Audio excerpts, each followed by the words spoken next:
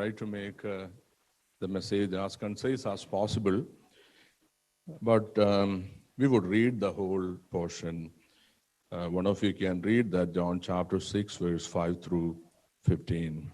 Jesus looked up and saw a great crowd coming towards him. He said to Philip, "Where shall we buy bread for these people to eat?" He asked this only to test him, for he already had in mind what he was going to do. Philip answered him, 8 months' wages would not buy enough bread for each one to have a bite. Another of his disciples, Andrew, Simon Peter's brother, spoke up. "Here is a boy with 5 small barley loaves and 2 small fish. But how far will they go among so many?" Jesus said, "Have the people sit down." There was plenty of grass in that place, and the men sat down, about 5,000 of them. Jesus then took the loaves, gave thanks, and distributed to those who were seated as much as they wanted. He did the same with the fish. When they had all had enough to eat, he said to his disciples, "Gather the pieces that are left over, let nothing be wasted." So they gathered them and filled 12 baskets with the pieces of 5 barley loaves left over by those who had eaten. After the people saw the miraculous sign that Jesus did, they began to say, "Surely this is the prophet who is to come into the world." Jesus, knowing that they intended to come and make him king by force, withdrew again to the mountain by himself. Thank you for reading, Brother Passion. So this miracle is about feeding 5,000. I know that this miracle story is so familiar to us. And one speciality is, this is the only miracle apart from the resurrection of our Lord Jesus Christ that we see in all 4 Gospels. I may not be going through the entire specificalities of the miracle narratives, but I want to highlight few concerns, few points that would be a blessing for us. At the same time, verse 5 says there was a crowd, a large crowd was there. Jesus said to Philip, "Where are we to buy bread so that these people may eat?" So the primary concern is, Jesus, our Lord, is concerned about our ordinary needs. He is so compassionate. Our Lord is so compassionate. In other versions, in other Gospels, the same narrative, we read, especially in Matthew, that he was so compassionate.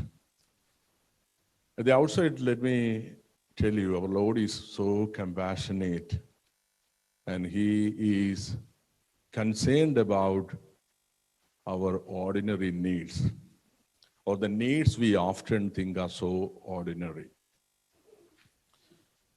He is miracle-working God.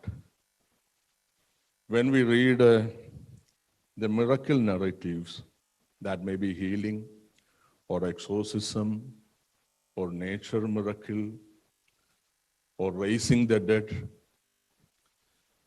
the first and foremost thing we need to understand is our Lord is able to do miracle. Hallelujah. So let me tell you, anytime, in any situations, we can expect a miracle. We are the people who believe in miracle. We are the people who believe in supernatural interventions.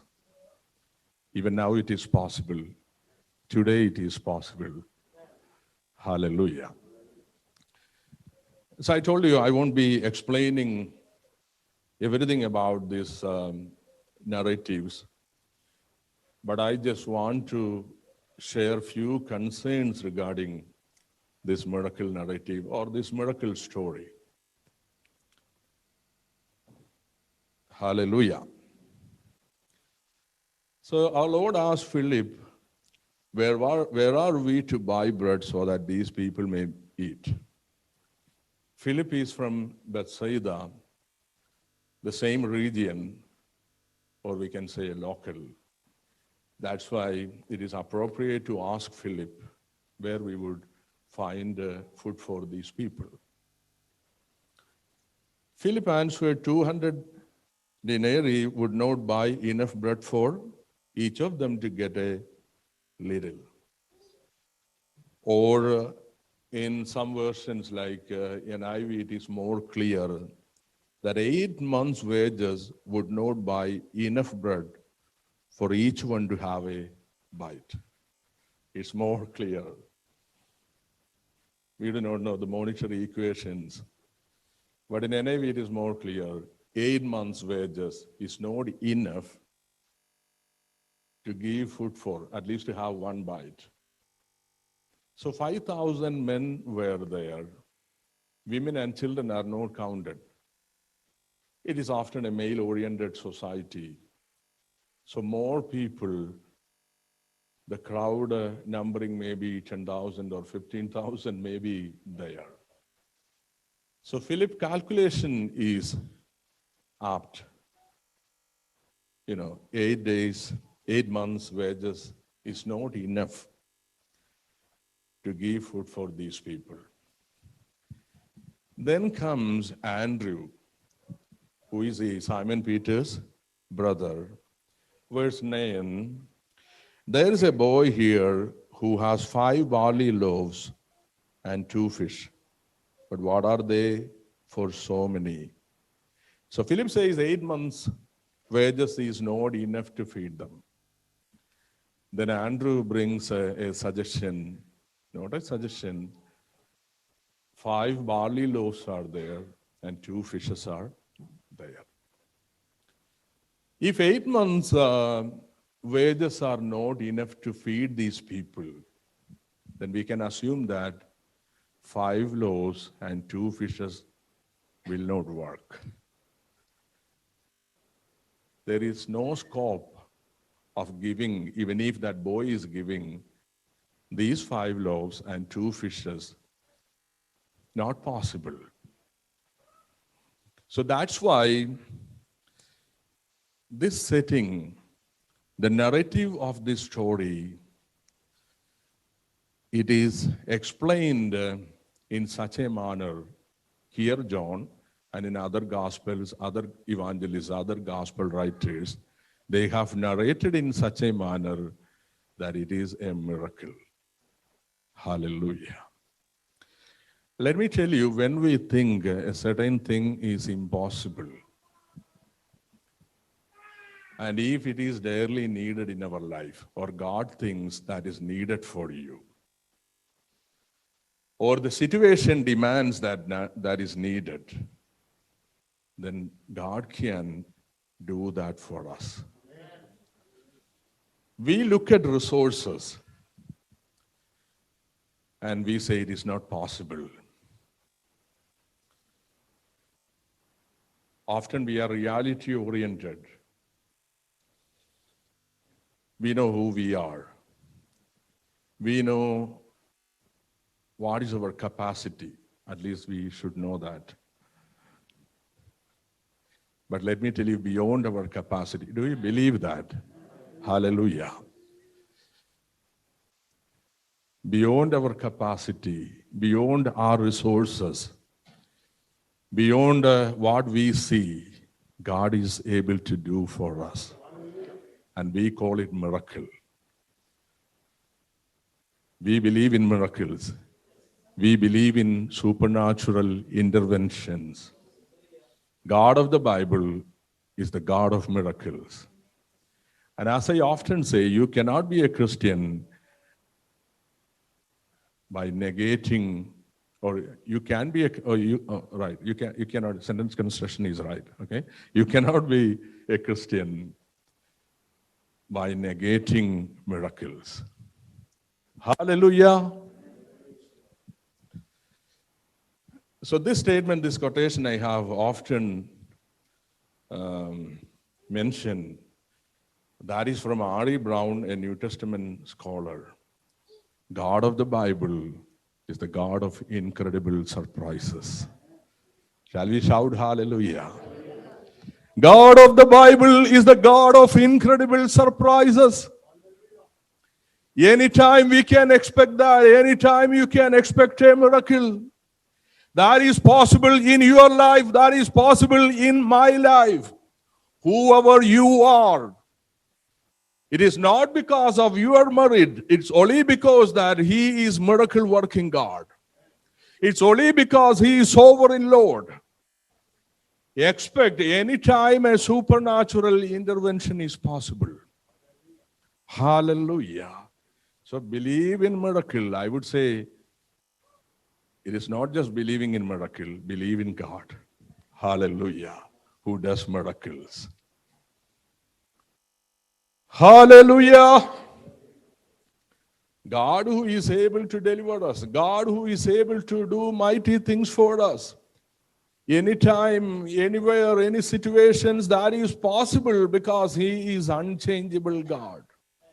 He is able to do miracle in your life and my life. Our experiences attest the same fact. My experience and your experience, each one of you, that attest that your God, my God, is miracle working God. Hallelujah. We are living in a secular society, at least Western, you know that Eastern Indian secularism, different understanding. But Western secularism has sidelined or they want to relieve us or free us from all the sacred things. We see always a demarcation between the sacred and secular. But as we heard last night, we don't believe in that. God is not only the God of the church. Hallelujah. God is the God of both sacred and secular. In your school, our God is God. In your workplace, not only in church. Hallelujah. So we may not be seeing possibilities. We may think that it is impossible. I do not know your specific needs. Some general understanding I have about your needs as your pastor. You may not be knowing everything about me. I do not know all things about you. But we are in the presence of God who knows even your inner needs, inner struggles, your inner emotions. We are in the, shall we shout hallelujah? That's why we call Him God. He is sovereign Lord. God of the Bible is the God of incredible surprises. When you begin to believe that our life will change, your life will change, then you don't need to worry about your life anymore. Then you don't need to worry about your children's life anymore. Hallelujah. Just believe in God, trust in God. He will take care of everything and anything. One boy with 5 loaves and 2 fishes. Do you know barley breads are poor man's food that time? Least expensive. But this boy is ready to give that. 5 loaves and 2 fishes. Do you want to be a channel of blessing? Hallelujah. Let me ask you, do you want to be a channel of blessing? God wants that you be a channel of blessing. When God called Abraham, go from this place, I will bless you. I will make you a great nation, and in you all the nations will be blessed. Do you know the purpose behind God calling you and me is to bless others or bless the community, the wider community, the world outside, in and through you. Hallelujah. God wants to bless others through you. God wants to use your talents, your resources for the blessing of others. Do you have talents? Identify your talents, identify your resources, what you have, maybe little. We are living in a time, often the thinkers, they mention it as toxic positivity. Some of you might have heard. Toxic positivity, anywhere, YouTube or anywhere, we would hear that. You can do it. Positive. Part of positive thinking is good. Positive understanding is good. You can do. But the thing is, don't misunderstand me. You cannot do everything. You cannot do all things. I cannot do all things. If you can do all things, then you are not unique. The uniqueness with you as a creation of God, that you cannot do everything, but you can do certain things, and you are expert in that. Identify that. I cannot do all things. Often, Paul's quotation we misunderstand, misquote. I can do all things through Christ who strengthens me. But read the previous verses, what Paul says.